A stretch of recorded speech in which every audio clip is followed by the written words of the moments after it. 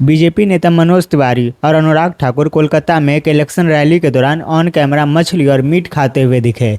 लेकिन बड़ा सवाल यह है कि आखिर क्यों इतनी जोर लगाने के बाद भी पूरे देश में जीतने वाली पार्टी वेस्ट बंगाल में आकर बार बार हार जाती है। अभी देखिए 23 अप्रैल और 29 अप्रैल ये वो दो तारीखें हैं जब वेस्ट बंगाल की किस्मत ईवीएम में कैद हो जाएगी। 4 मई को जब रिजल्ट आएगा तो साफ होगा कि क्या इस बार बीजेपी इतिहास बदल पाएगी या नहीं। अमित शाह से लेकर पीएम मोदी तक सब यहां अपनी पूरी ताकत झोंक देते हैं और बंगाल का नतीजा नहीं बदल रहा।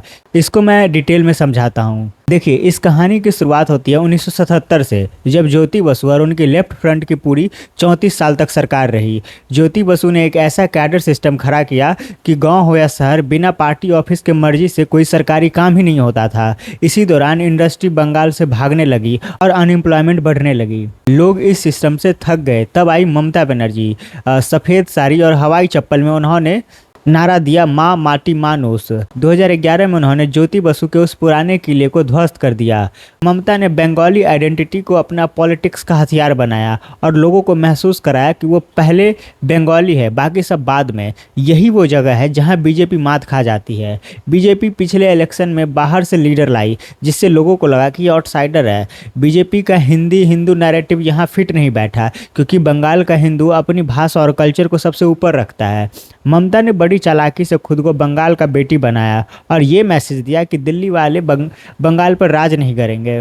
ममता की असली ताकत उनकी महिला वोटर्स रही है। लक्ष्मी भंडार जैसी स्कीम से जब हर महीने महिला के अकाउंट में सीधे पैसे आते हैं तो उन्हें लगता है कि ये अपनी सरकार है। बीजेपी के पास इसका कोई तोड़ नहीं था। मगर सच तो ये है कि आज बंगाल की हालत सच में सही नहीं है। लॉ एंड ऑर्डर का बुरा हाल है। करप्शन के किस्से आम हो गए हैं। टीचर्स रिक्रूटमेंट स्कैम में मंत्रियों के घर से कैश निकल रहा है। नई इंडस्ट्री बंगाल नहीं आना चाह रही है और कोलकाता पीछे छूटता जा रहा है।